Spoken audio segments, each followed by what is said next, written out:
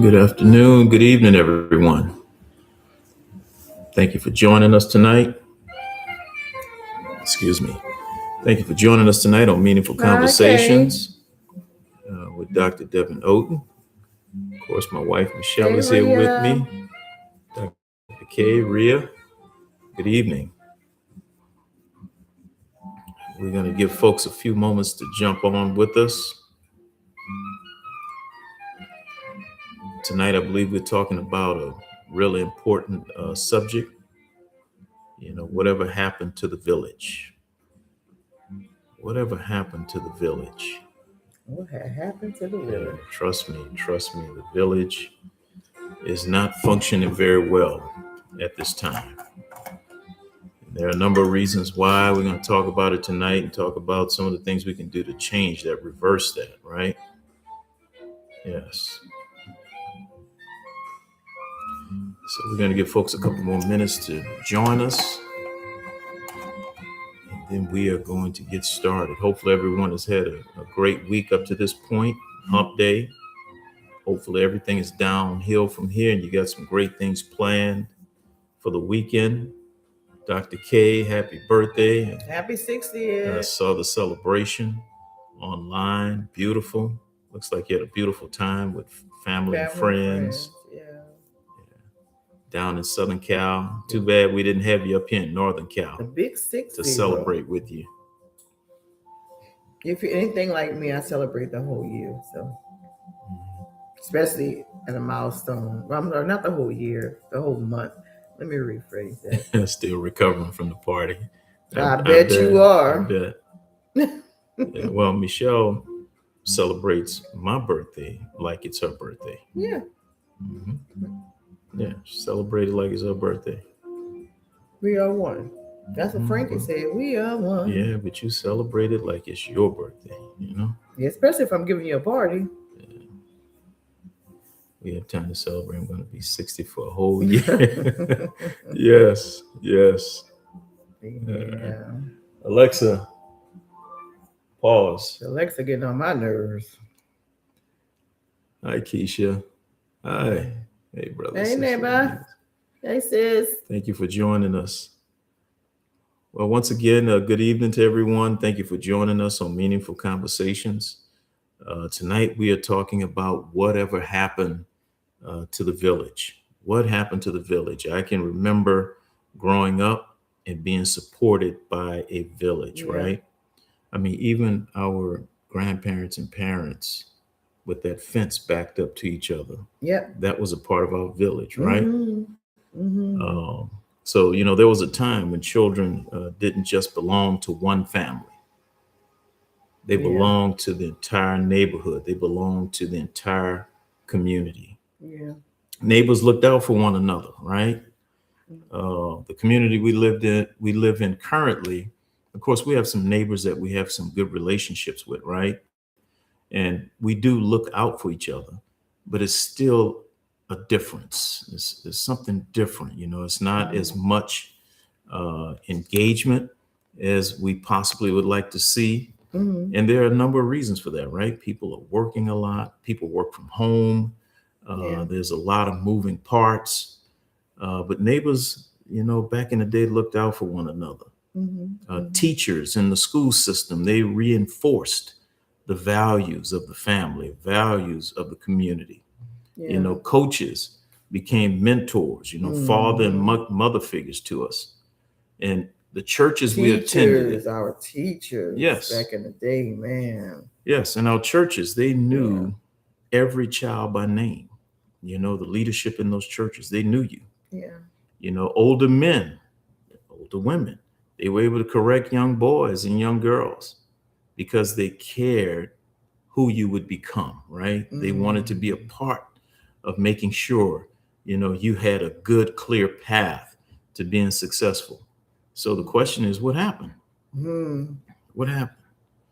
In this episode of Meaningful Conversations, we examine the disappearance of the village, the consequences of raising children in isolation, and how Mm-hmm. families, churches, educators, fraternities, sororities, and all sorts of civic organizations, community organizations. How can they rebuild what has been lost? Because strong communities, we believe strong communities don't happen by accident.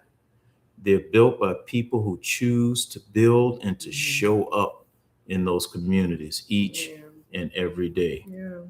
So welcome back to another episode of Meaningful Conversations, everyone. Hi, Hey, cousin cuz. Teresa. Hey, Teresa. Yes, Hey, I cuz. see, cuz. Got two cuz. Cuz Yeah. and cuz. So tonight I want Hey, to Roxy. I want to ask a question that many of us probably have heard before. Whatever happened to the village? Whatever happened to the strong village, right? And we're from a place, a southern place, New Orleans, where community was important. What part of town you were from was important. Each part of town had its own lingo, right? You could tell if someone talked, you could tell what part of town they were from. And it was, an identifying marker of the part of town you were from.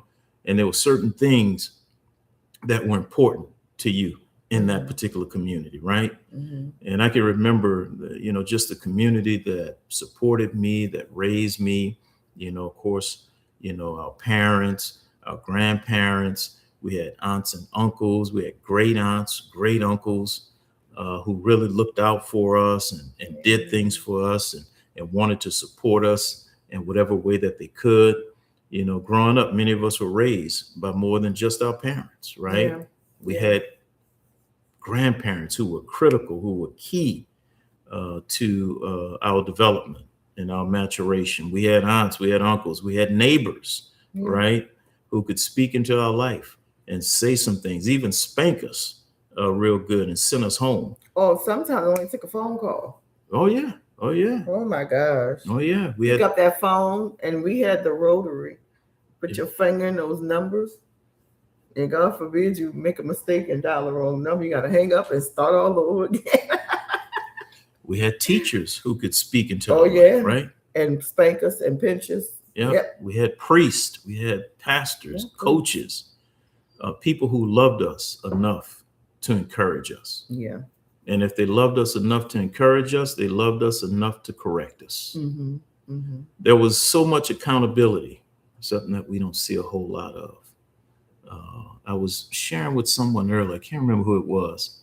I was substituting at a school, long-term substitute assignment. And first couple days, I was able to identify there was about 10 kids in this one class that was just causing havoc, causing issues, disrupting the class. So I said, okay, I know what I'm gonna do. I'm gonna send an email to all of the parents.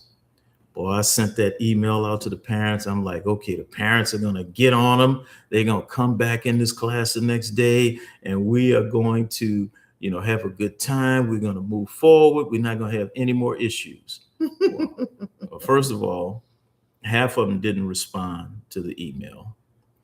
I had a couple of them call. They were pretty upset, right?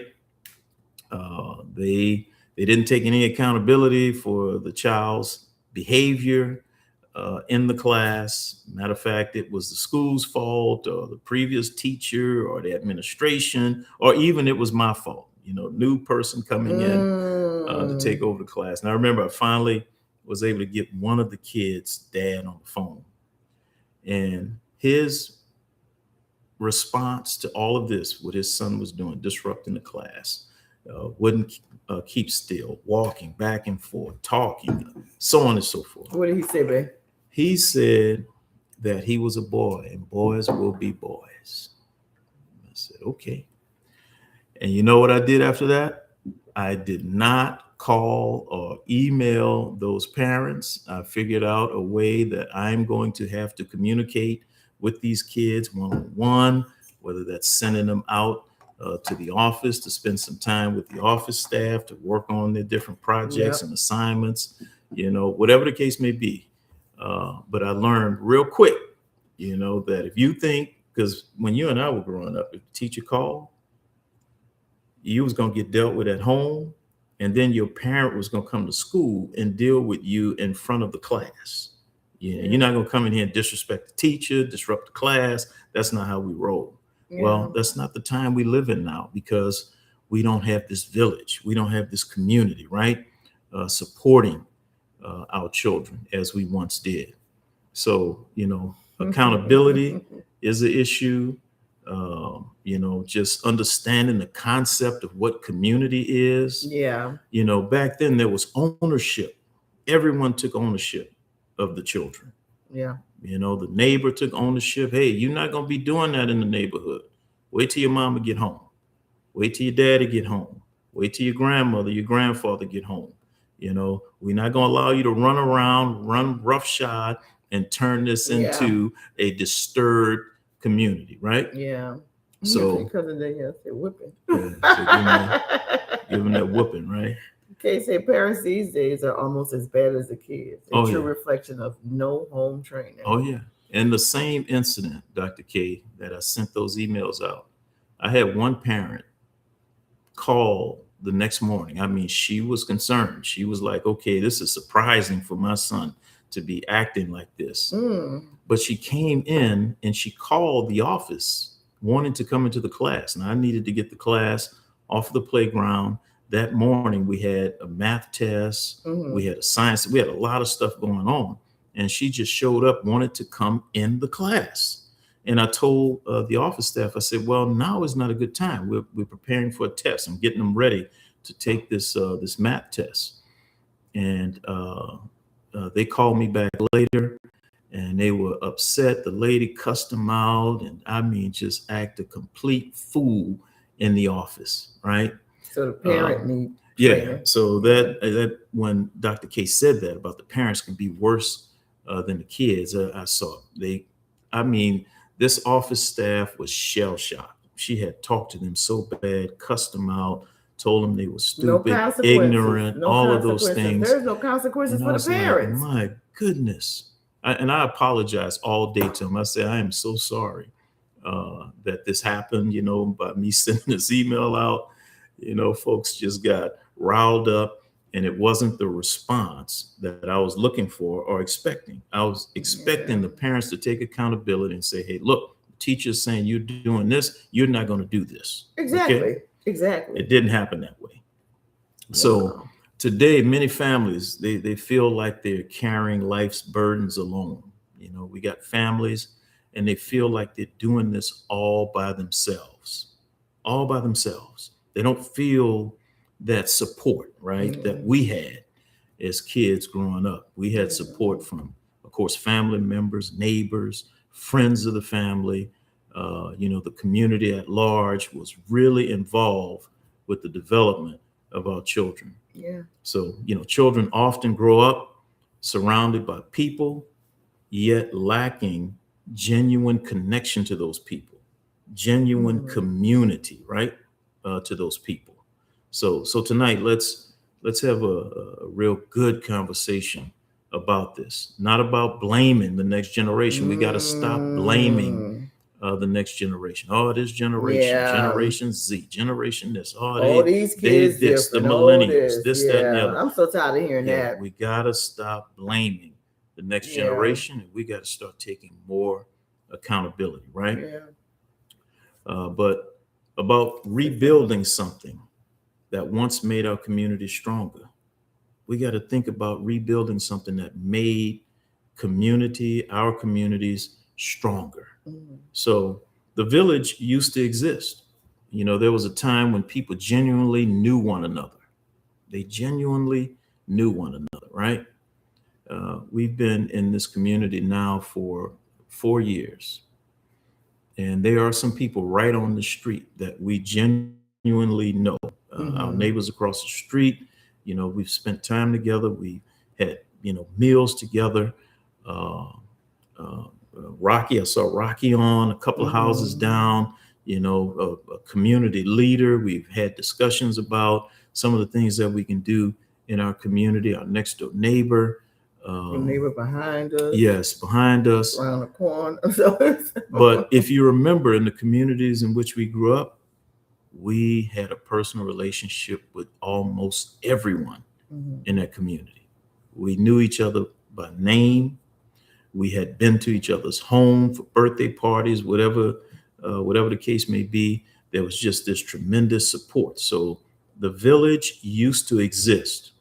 There was a time when people genuinely cared about each other, knew each other, and was concerned about each other. Neighbors watched out for each other's kids, right? Yeah. I can remember, if mom said she was going to be a little late, she'd call the neighbor next door, and the neighbor would come over and say, "Hey, look, your mom's going to be a little late. Y'all won't stay in this house until she get here. Don't be running in and out of this house or having people come in and out of this house." Our teachers and parents, they communicated. This is what's going on with Devin. He's going to need more help in this subject, or this behavior issue, whatever the case may be. Churches served as community centers, hubs, right, where a lot of stuff happened. Food was distributed, clothes was distributed, different resources were made available to the community, and we need to get back to that. Fraternities, sororities, all these civic organizations, local businesses invested in young people. Local businesses bought the jerseys for the softball team, the baseball team, the basketball team, brought refreshments for the football game that took place on, Saturday morning. People understood this one simple truth. Your child, or our children in our community, they are our future. They represent our future. Yeah. Right. And we want a good, solid, prosperous future. So that means we got to invest in the future. When one child struggled, the community noticed it. When one child succeeded, the entire neighborhood celebrated, right? Everyone would celebrate when a child succeeded in our neighborhoods. So what did your village look like growing up? Who helped shape your life outside of your parents? I want you to think about that. What did your village look like growing up for you? Was it extended family? Was it neighbors in the community? Was it friends of the family? What did that look like for you? And do you remember specific people who helped shape your life and supported you outside of your parents? Think about that.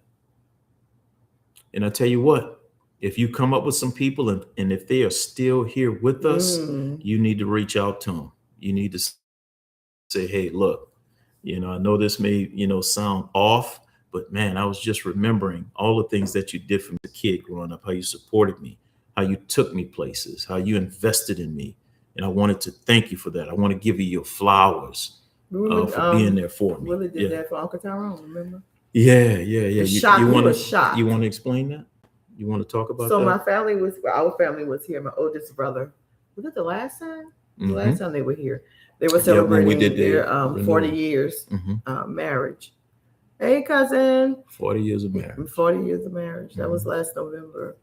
And we were talking to Devin's uncle, Uncle Tyrone, on the phone. No, Willie asked. He said, call him. Yeah.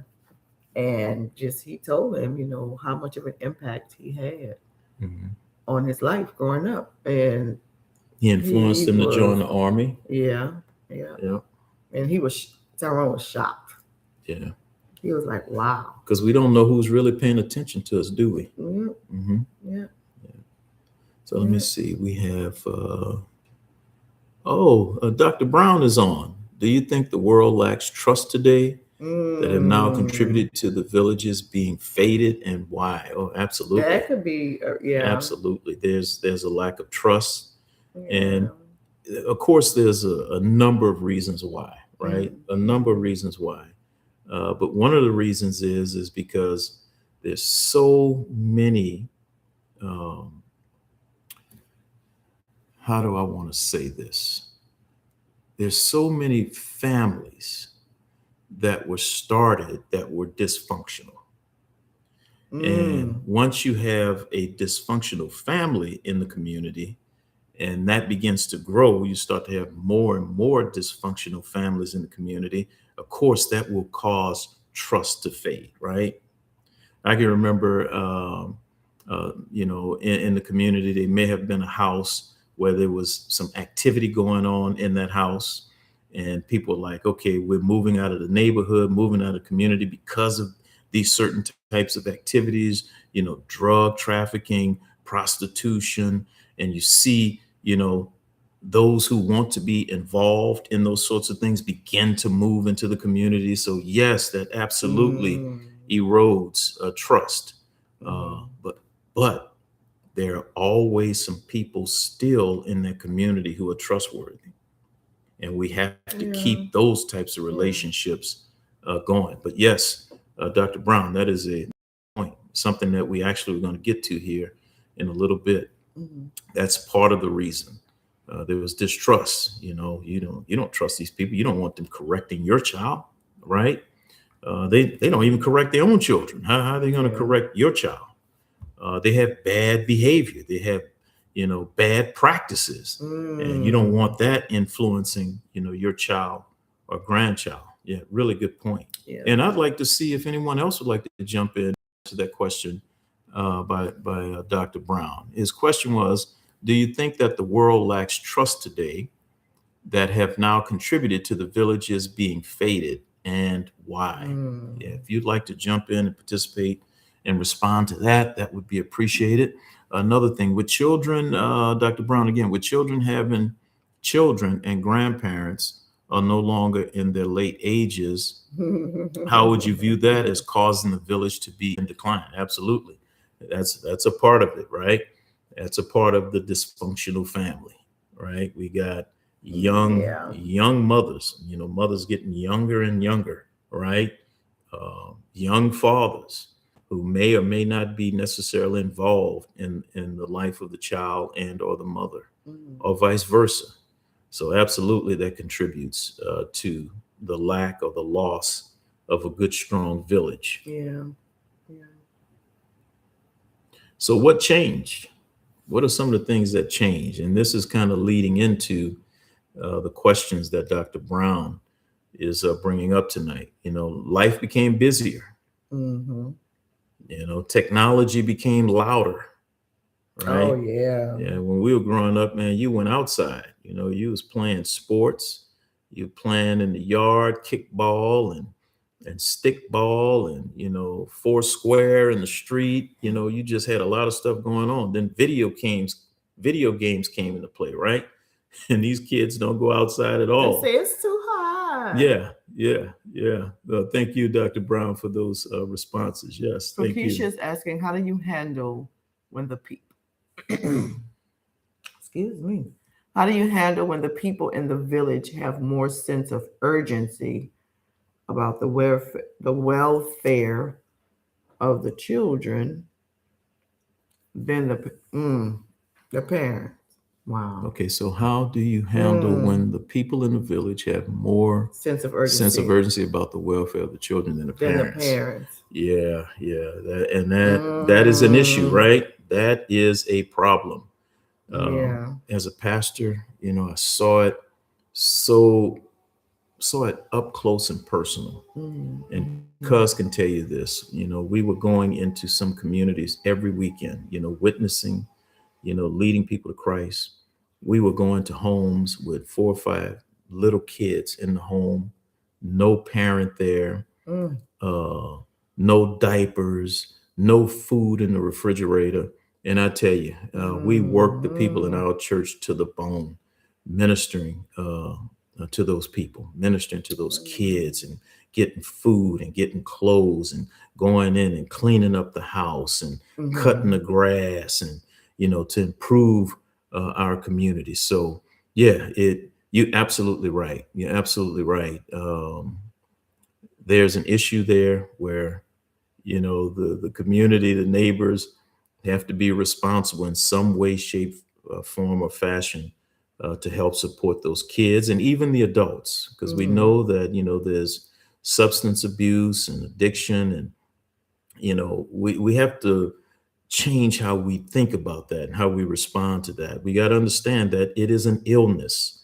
It is a sickness that has to be dealt with. And unfortunately, in poor communities, when you don't have resources, as opposed to going to rehab, right, and getting help and support, you go to jail, which further demonizes and devalues and causes issues in the community. Yeah. For those children as well as for but the they parents. take the children and put them in foster homes and foster separate care. them, Yeah, but they're the never kids. trying to actually provide services Mm-hmm. now to the parents. Now, a lot of times, unfortunately, the parents, they have to be willing Mm-hmm. to receive the services. Absolutely. Some of them get defensive, especially if they're not, um, you know, being good parents. They get defensive. Mm-hmm. Don't come to my house. You're all in my business. But yet your children are walking around, half dressed, barely dressed, and there's no food, Mm-hmm. and they're pretty much watching themselves. Mm-hmm. And that's a hurtful thing to see, to Absolutely. know. Absolutely. We started at the church I was pastoring. We started a community development corporation called Standard of Life, Community Development Corporation, and it was designed to help raise the standard of life in our community, right? To help with programs that came through the government, whether that was local, state, or federal, to help house people, to keep people housed, for food assistance, clothing, education, training, people going back to school, getting a GED or training to get a certificate. So all of those sorts of things are very critical and important, right? Yeah. And that's a part of the village, right? So let's see, Dr. K. Social media has exposed a different level of corruption, crime, racism, and other abuses that has many parents moving differently. No more children to play outside. Is there more? Yeah, No, that's a that's it. touchscreen. Oh, well, I don't know why I keep thinking this thing is a touch screen, but that's okay. So our families have become more isolated. This is what changed. Why we no longer see the village that we once saw for my generation growing up and generations before us. Of course, life became busier, technology louder, families became more isolated, communities became less connected. Instead of front porches, remember, you'd see, you come to the community, in New Orleans, and people be on the front porch at a certain time of the afternoon or the evening, and everybody's speaking to you. What's going on? How your mama doing? Yeah, how your mom and hey, exactly. Y'all saw Exactly. such and such. Oh, those children getting so big. That was the conversations back then. So just like Dr. K just mentioned, instead of being on the front porch in the community talking to each other, we have social media. Instead of conversations, we now are looking for comments, right? Likes, right? Instead of relationships, we have often become more transactional with each other, as opposed to having a relationship with each other. We've become more connected digitally, but less connected personally, right? I mean, our kids and grandkids, they prefer to text us. Yep. They're in the room right next to us. And instead of coming and saying, hey, grandpa, grandma, or whatever, they prefer to text us. Hey, grandpa, I'd like to go to Taco Bell, or whatever. What do you think we're going to do tomorrow? Instead of, just having this conversation, they prefer to just text, right? So we've become so transactional instead of becoming connected personally. So a question, has convenience slowly replaced community? We want everything to be convenient now. Yeah. And when you talk about relationships, building relationships, it can't always be convenient. It just doesn't work like that, right? But we want everything to be convenient. It has to work for me, it has to work for my schedule. That's not building relationship. That's not building community, right? So I can remember when we were growing up, you could, knock on the neighbor's door. Shoot, now you knock on the neighbor's door, you might get cussed out. You might get shot. Well, depending on where you're at, you're absolutely right. You don't even have to depend where you are. It's you just might get a whatever hot it one. is. Yeah. You might get a hot one.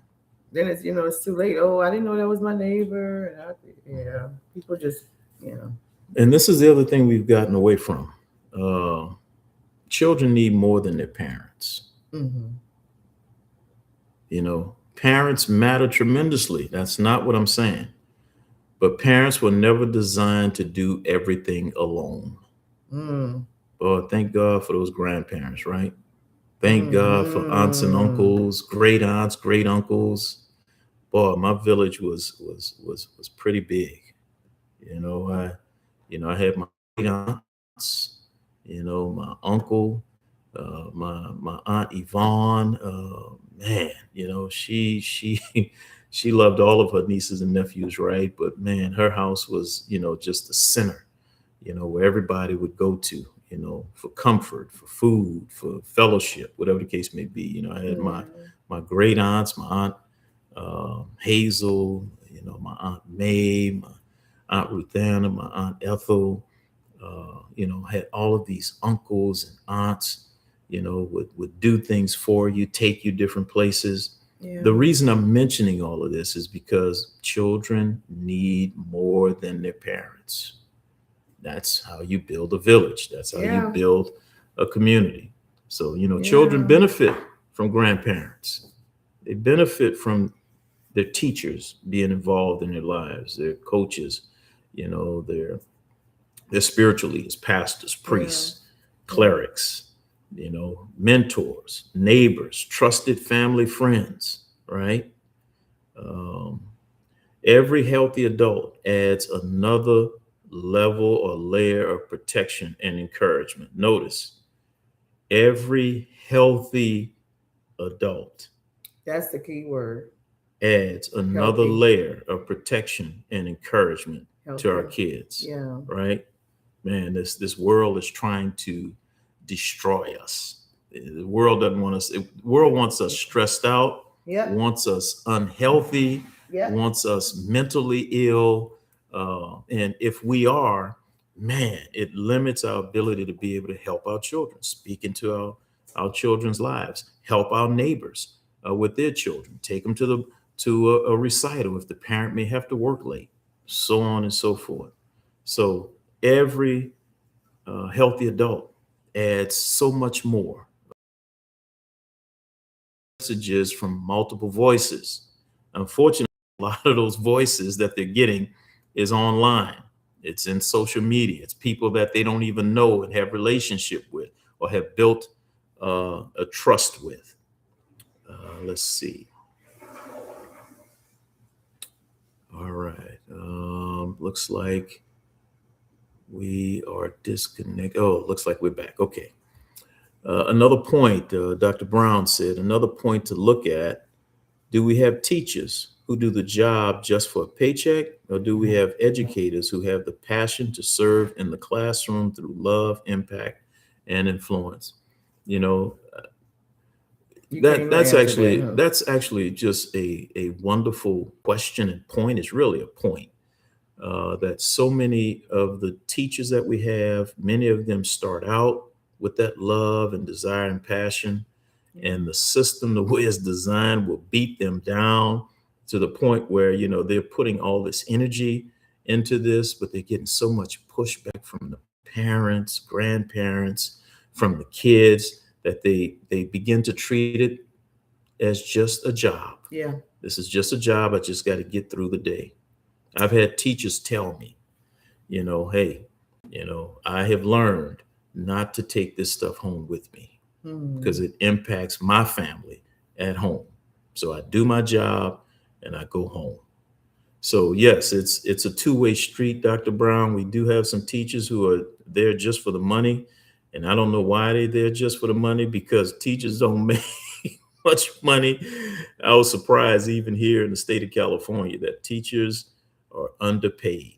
And these are some of the first mentors that our children experience. These are some of the critical people who speak into our lives, and they're not paid as well as I think they should be paid. And I've heard them talk about the lack of pay as well. So, it takes consistency from many adults to build confidence in one child. It takes consistency, from many adults to build confidence in one child. So I have a question. Yes. Back to what Keisha was saying. Excuse When me. you say, for an example, you're the parent, Mhm. and then your brother or sister may see something that your child needs, depending on whatever situation it is. But as a parent, you don't see like she said, the sense of urgency. Mhm. You think you would clash with whomever the village is? Well, we just have to use wisdom, right? We can't go into somebody's house and supersede their authority in their house. It doesn't work like that. Because first it's their children. Exactly. You know. So it's disrespectful. Mm-hmm. But we as spiritual people, man, we pray, right? And the Lord opened doors and opened opportunities for us to be able to help and to share and to support. But yeah, you can't go in and just take over and supersede someone's authority in their home, no matter how desperately you might want to do it. Yeah. Of course, unless the child is in danger. Right. If the child's in danger, then yeah, you got to take steps to make sure you protect the child. Yeah, absolutely. Okay. So what's the cost? We've kind of gone over this quite a bit, the cost of losing the village. When community disappears, isolation increases. Kids, when the pandemic hit, COVID-19, these kids had to go home and learn online. These kids felt isolated.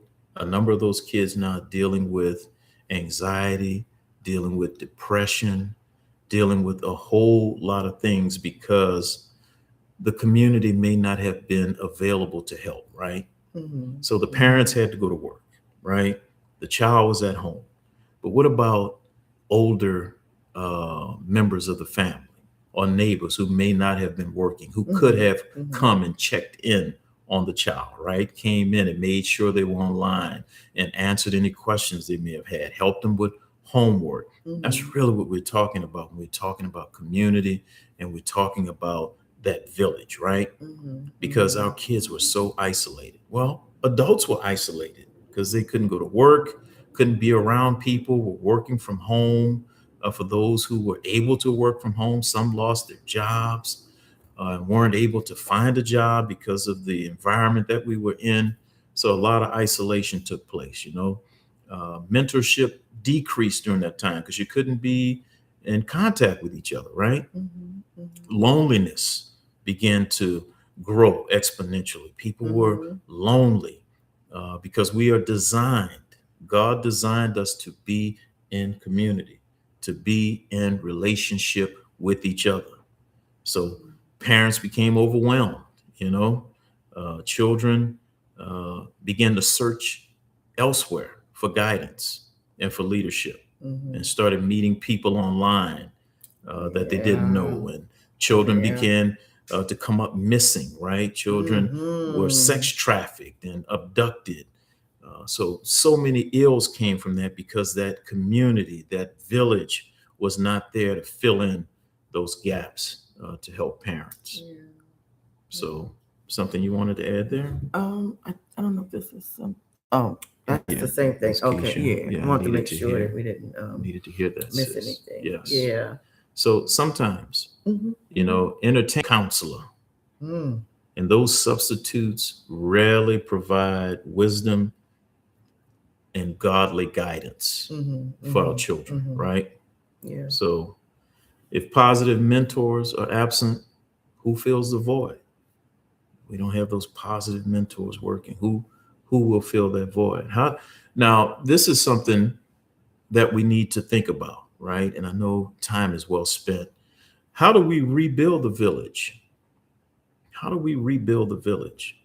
I'd love to hear your thoughts on how we can begin to rebuild our village, rebuild this network of support in the community. I tell you, I think, we rebuild it one relationship at a time. Mm. And how do we do that? We volunteer, we coach, we mentor, we teach, we encourage, we check on our neighbors, support our local schools, right? Get out and support the local schools. Join community organizations, serve in your local place of worship. So many things going on at Mount Calvary that you can get involved in to help serve the community. In the announcements this past Sunday, volunteers needed to help with, summer tutoring, back to school, backpacks, supplies for school, just so many different things that we can do to jump in and fill some of those holes, fill some of those voids. I see Dr. K says all about education, awareness, and community engagement. Yes, absolutely. I see Cousin Danielle joined us. Hi, Cousin Danielle. Yes. So we can serve at our church, our place of worship, become the adult you once needed.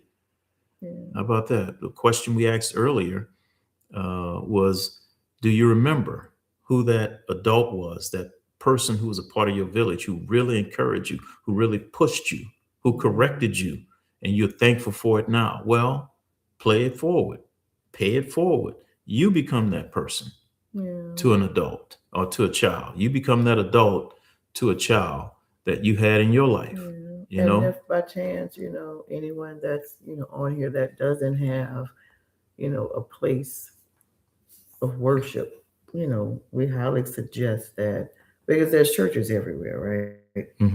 Reach out to family, friends in the area to see, where they worship and start visiting. Because I don't think any of us on here are getting any younger. We have to put ourselves in a position, a different position than we're just going along with it. You know what I'm saying? Okay, I see Dr. Hank said most important is that it has to be intentional. It's not going to happen as a leisure, passive activity. Absolutely. It's going to take time. It's going to take your time. It's a commitment. Even though I'm a property manager, there's a lot of things I do at work that involves children. I work at a family property. So it's not about coming in, processing checks, doing reports, inspections, whatever that is, job description. It's so much more than just that. Because we have a community, and a community, it's about, being together and looking out for each other and, taking care of the kids. How many times have I said, oh, the child was riding a bicycle too fast. I hope the car don't hit him at the, just all kinds of stuff, And we have the summer feeding program that goes on every year. We feed them breakfast and lunch, and we encourage them to come in. We give them their food. They want to watch Michael Jackson on TV.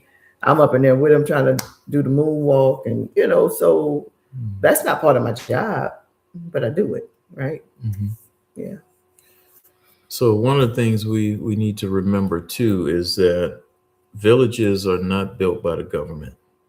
We don't rely on the government to help build our village, right? To build our network, build our community. Our village is built by ordinary people, like Hank said, making extraordinary commitments to one another, being intentional to support our community, support the young people in our community. Yeah, Dr. Hank, it will require community leaders to come forward and direct people to be intentional. And that's where the pastors and, of the different churches in the community as well, Yeah. So Galatians 6:2 says, carry one another's burdens, and in this way you will fulfill the law of Christ. That's community. Carrying each other's burdens literally fulfills the law of Jesus Christ. Wow. Community has always been God's design. Faith was never intended to be lived in isolation. Neither was life. Yeah. We are not designed to live alone, live in isolation. We were made to be in community, to be in relationship with each other. Dr. Yeah. Hank, no different than the work we do in our fraternal organizations. It's planned and intentional activities. Yeah. Absolutely. Absolutely. Yeah. You So, just had the purple and gold. yeah, we just had graduating someone off to college. So I have a few questions I want to share with everyone tonight. And these are some of the questions we've kind of looked at already so far. So, what lessons did those who were a part of your village, what lessons did they teach you that influence you even today? What lessons did you learn that even continue to influence you today? What are some of those lessons? Miss Dorothy taught us, when we go in that backyard, we speak, Mm-hmm. be respectful. Mm-hmm. When I say Miss Dorothy, that's his grandmother. Mm-hmm. So yeah. Yeah, be respectful. I remember my grandmother telling me to speak to everyone. She said, even the folks who don't like you, don't like the color of your skin. She said, you speak, you show respect, and you speak. You say good morning, you say good afternoon, Yeah. whatever the case may be. We say don't steal from anyone. I know that's right. Not to steal from anyone. Yes. Mm-hmm. Lie. Oh. Yeah. Respect your elders. Respect your elders. That's a big Definitely. one. Respect Definitely. your elders. Yeah, that's a real good one because now kids call you by your first name. We'd have got slapped in our mouth if we called an adult by their first name. And it was sad. It was something that I saw on social media. I think it was maybe a month or so ago. The lady must have got her wrong order at the fast food restaurant, whatever it was. Older lady, I think she was in her 70s. And one of the workers came from behind the counter. I don't care what this lady was saying. I don't care what she could have said. That young person came from behind the counter and got in the lady's face and fought the lady. Mm-hmm. And they were able to pull them apart. The lady sat, I don't know if she sat on a chair or on the ground, and she ended up having a heart attack and died over something as simple as that. That young person should not have come from behind the counter and touched that lady. I don't care what that lady said. So now one person is deceased and the other one may be facing criminal charges.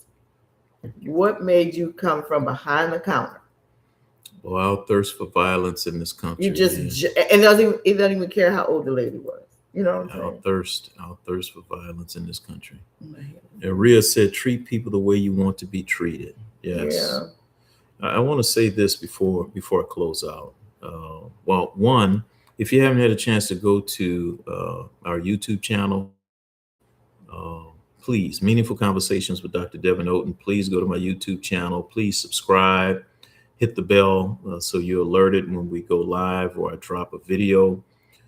Make sure you like and comment, share the channel with your family, friends, and those in your sphere of influence. Please do that for us.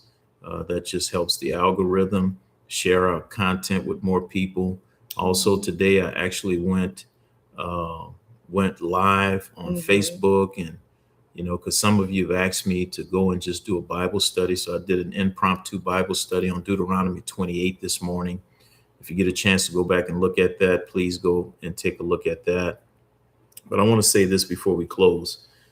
Every child deserves more adults cheering for them and not criticizing them. Okay? More adults. These children need more adults cheering them on as opposed to criticizing them all the time. Right? Unfortunately, some of these kids get criticized at home all the time. And the only time they get encouragement is when they get outside of the home, they go to school or to church or wherever. So we need more people. I need you to keep that top of mind. These kids need someone cheering for them, someone supporting them, and they don't need to be criticized all the time. Yeah. Right? Yeah. So, that's true. As soon as you have a great day at school and then you get home, and the first thing your parent is doing is yelling and screaming at you. Yeah. You know? Yeah. So before we ask what's wrong with this generation, maybe we should first ask, what have we stopped doing for this generation? Instead of talking about what's wrong, let's talk about what we got in our generation that we haven't provided for this generation. Yeah. Because our children, they're watching. Oh, yeah. They're learning, they're becoming, and one day they'll become parents. They'll become teachers. They'll become leaders, pastors, mentors, business owners, and they'll be the one building our community after us. Yeah. So the question isn't whether they'll lead. The question is, what kind of leaders are we helping them become? What kind of leaders are we developing? What kind of leaders are we mentoring and preparing to become leaders? Yeah. So remember this, the village, it didn't disappear overnight. It slowly faded. I believe that's the word Dr. Brown used earlier, faded. It slowly faded as we became busier, more isolated, and more dependent on convenience instead of connection, depending more on, digital devices, right? Smart devices. But if people built a village once, guess what? People can build a village again. So if it's been built before, people, we can rebuild it. We can build it again. Maybe rebuilding our communities, it doesn't begin with a national movement. It just begins with a conversation, right? It doesn't have to be a national movement. It begins with a conversation, right? One mentor, one family in the community, one neighborhood, one act of kindness, right? One decision to decide to care, one decision to just care, right? So thank you for joining us tonight on Meaningful Conversations. Until next time, remember, please go out if you haven't gone to my YouTube channel and subscribed to the channel, hit that bell. Yes. Yes. Hi, Delisa. Yeah, so make sure you go and subscribe, you hit that bell, you like, you make comments to help us grow the channel so more people can get this content. If you feel that this is good content, it's helpful content. So stay focused, stay faithful. Hey, I see Pastor Derek. Yes, thank you for building again. Absolutely. Yeah, other Brandon was on there earlier too. Oh yeah, Shag. Shag was on there. All right. So stay focused, stay faithful, keep serving. And remember, legacy, it's not measured by what you accumulate. It's measured by who you help become better. Have a good night, everybody. Love you. Thank you.